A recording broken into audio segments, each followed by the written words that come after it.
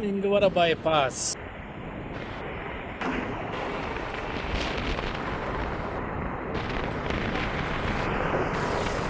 बिल्कुल खामोशी.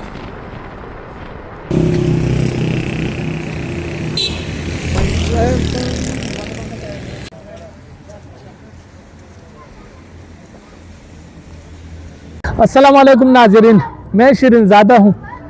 इस वक्त स्वात के सयाहती मुकाम यानी गेटवे पिज़ागट पार्क में मौजूद हूँ। चूँकि जब भी ईद के मतलब पहले दिन, दूसरे दिन, तीसरे दिन यहाँ पर काफ़ी रश रहता है और डाउन डिस्ट्रिक्ट से बहुत सारे लोग आकर यहाँ पर यहाँ के खूबसूरत नज़ारों से और दरिया स्वात के मौज मस्त लहरों से लुत्फ़अंदोज़ होते हैं। लेकिन आज चूँकि अल्लाह का लाख लाख शुक्र है, रमज़ानुल मुबारक का बाबरकत महीना जो है ना वो गुज़र गया है और आज आखिरी रोज़ा है। अल्लाह ताला करे कि जितनी भी हमारे मुसलमान भाई हैं इनके इबादत कबूल हो और रमज़ानुल मुबारक का महीना हमें सब्र, इस्तिक़ामत, भाईचारे का दर्स देता है, बर्दाश्त का दर्स देता है। तो ये जितने भी मुसलमान हैं उन्होंने ये अमल को पूरा किया। अल्लाह इनकी इबादत को कबूल फरमाए। तो आज तवक्कुह थी लोगों को, बाज़ लोगों को, कि आज ईद का पहला दिन होगा, लेकिन मैंने यहाँ पर जितनी भी एरिया देखा तो सारा मतलब खाली है। यानी डाउन डिस्ट्रिक्ट से भी लोग नहीं आ रहे हैं। यानी अक्सर हम यहाँ पर अगर स्वात ने हमेशा मरकज़ के साथ ईद किया है, ये एक रिवायत है, लेकिन इस दफ़ा मैंने ये देखा कि डाउन डिस्ट्रिक्ट के लोग जो है ना वो भी यहाँ पर नहीं आ रहे हैं। लेकिन अभी मैं देख रहा हूँ बिल्कुल रश नहीं है, खाली पड़ा है। तो इसका मतलब यह है कि खैबर पुख्तनख्वा में जो है ना पूरे खैबर पुख्तनख्वा में ईद जो है ना वो मरकज़ के साथ जो है ना मनाया गया है और इंशाअल्लाह कल ईद का पहला दिन होगा तो कल यहाँ पर तवक्को है कि यहाँ रश होगा। तो यही सूरत हाल थोड़ा सा मैं आपको अपडेट करना चाहता था कि चूँकि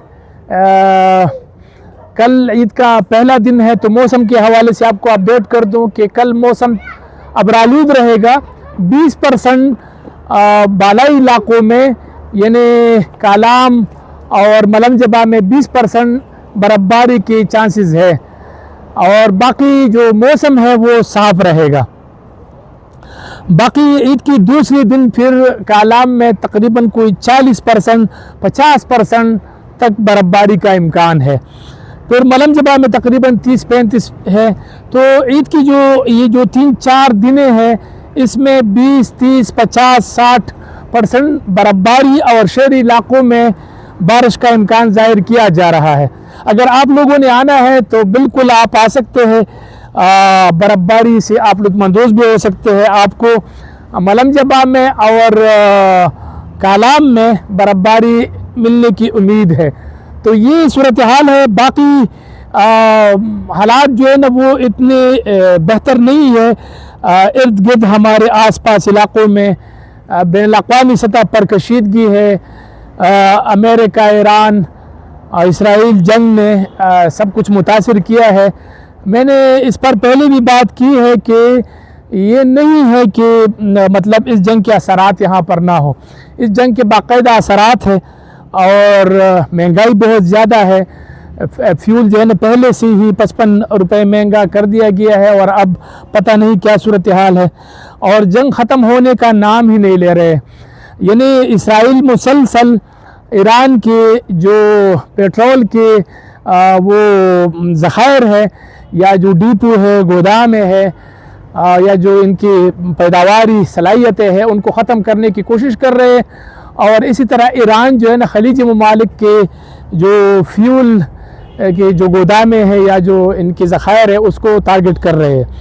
लेकिन ये मामला जो है ना अभी रुका नहीं है और बहुत ही ज़्यादा मामलात संगीन है। तो कशीदगी, ईद और बहुत सारे हमारे मुसलमान भाई इस वक्त बहुत ही मुश्किल में है, ख़ासकर ईरान, फ़लस्तीन اردن اور خلیجی ممالک میں بہت سارے مسلمان جو ہے نا وہ اس جنگ سے ناخوش ہے اور وہ انتہائی مشکل حالات میں ہے، چونکہ رمضان کا مقدس مہینہ جو ہے نا وہ انہوں نے جنگ میں گزارا. ابھی دوبارہ جو ہے نا جنگ کی جو سائے ہے وہ جنگ جو ہے نا وہ جاری ہے اور مسلسل اس میں اضافہ ہو رہا ہے. تو بہرحال جتنے بھی لوگوں سے میری بات ہوتی ہے تو وہ یہی کہتے ہیں کہ اس جنگ کے اثرات ہے، ہم نے آنا تھا لیکن جنگ کی وجہ سے نہیں آ سکتے، غیر یقینی صورتحال ہے.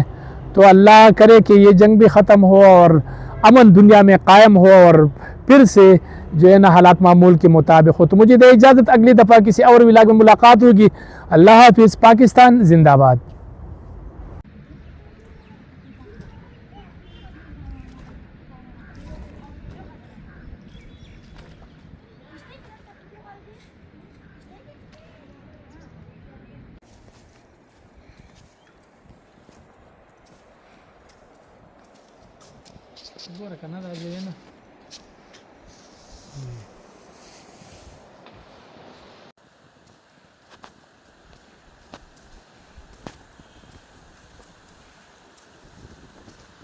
دریائے سوات، یہاں سے اگر آپ نظارہ دیکھیں تو بہترین ہے.